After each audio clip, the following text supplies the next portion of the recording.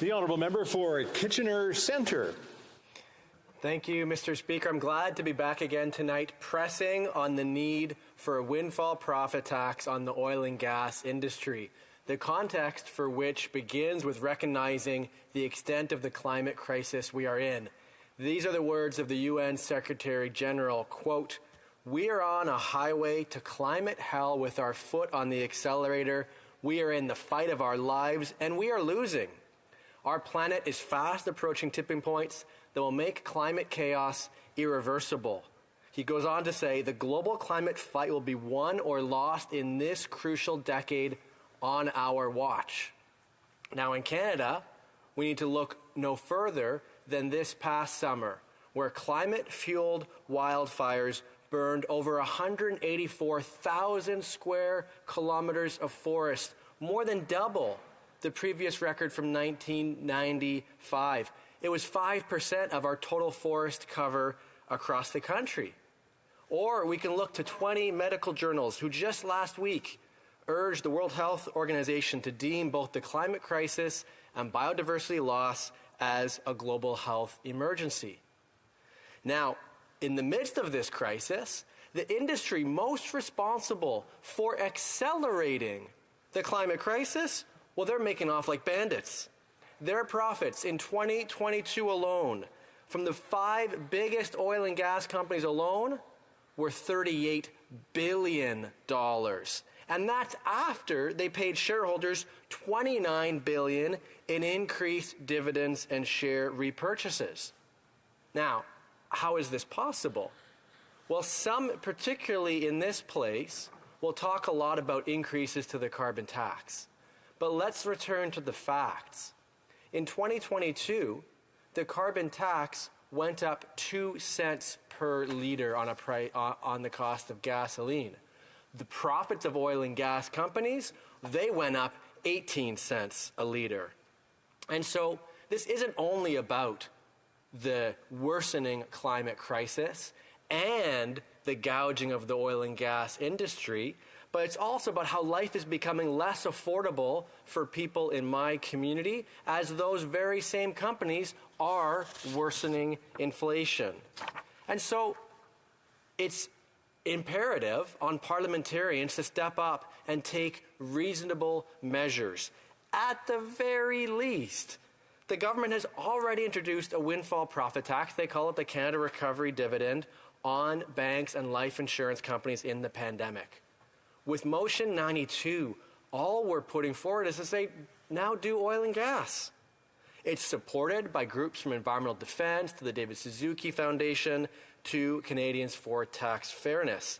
And last week, it's now been studied by the Parliamentary Budget Officer. A one-time 15% tax on profits above $1 billion would raise $4.2 billion, Mr. Speaker, all of which could directly go to funding the proven climate solutions we need that would make life more affordable for Canadians, like public transit, like retrofitting homes. The fall economic statement is due out in the coming weeks. My question for the parliamentary secretary is whether they are going to advocate for a windfall profit tax on the oil and gas industry to be included in it. The Honourable Parliamentary Secretary to the Minister of Immigration, Refugees and Citizenship. Thank you, Mr. Speaker. Mr. Speaker, between the unprecedented floods, wildfires and storms we have witnessed across the country this summer, there is no doubt that the impact of climate change on Canada are quite real and serious. Just as we know that climate change is real, the path forward is clear: to protect our planet and to build a stronger economy. We must endeavour to do even more when it comes to climate action. It's quite simple, Mr. Speaker. Canada cannot afford to miss the boat. We must act and move forward with a green economy. That's why in Budget 2023, we announced a historic investments in clean technology to ensure that Canada's economy can generate prosperous, middle-class jobs and more vibrant communities across the country. For example, we are implementing a set of clear and predictable investment tax credit, low-cost strategic financing, and targeted investment and programming. When necessary, to respond to the unique needs of the sector or projects of national economic significance. Mr. Speaker, when it comes to windfall tax, our government has been and remains committed to making sure everyone pays their fair share of taxes. We know that the program and services that Canadians rely on are dependent on a robust national tax base, and our action speaks for themselves. Since 2015, we pushed forward several measures to ensure that everyone pays their fair share.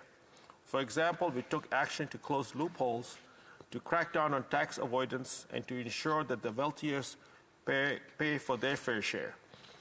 We moved forward with a permanent increase of the corporate income tax by 1.5 percentage points on the largest, most profitable banks and insurance companies in Canada, and went ahead with the Canada Recovery Dividend of 15% on banks and insurance companies to help support Canada's broader economy. We also raising the alternative minimum tax rate from 15% to 20.5%, and further limiting the access of use of tax preference. This measure will generate an estimated $3 billion in revenue over 5 years, starting with the 2024 tax year. Tens of thousands of middle-class Canadians will benefit from a tax reduction, while the very wealthy will be targeted. In addition, we also remain committed to phasing out the rationalization inefficient fossil fuel subsidies that give fossil fuels an unfair advantage over cleaner solution. Our government has committed to this phase out by 2023. We know that eliminating inefficient fossil fuel subsidies and redoubling our focus on clean energy is a key step in building Canada's net zero economy by 2050 and a strong future for workers in the industry.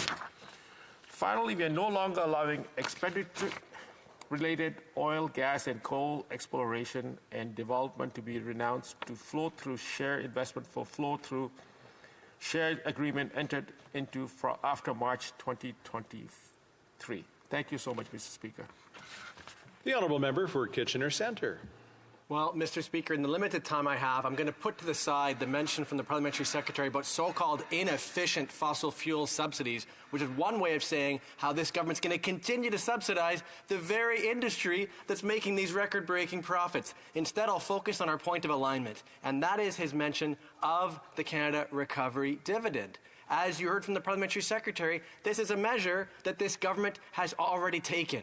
They've done so with banks and life insurance companies already, recognizing that there was over-the-top profiteering happening there. We know the same thing is happening with oil and gas. As I mentioned earlier, $38 billion a year amongst the 5 largest companies alone. Why would we not, at this moment in time, in the midst of a climate crisis, when these companies are gouging Canadians at the pumps, why would we not apply that same Canada Recovery Dividend to them? The Honourable Parliamentary Secretary. Mr. Speaker, our government remains committed to both fighting climate change and addressing tax fairness. We have already taken action to build a green economy and to ensure that all pay their fair share in the taxes. We have taken steps to close loopholes, combat tax evasion, and ensure that the wealthiest pay their fair share. Thank you, Mr. Speaker.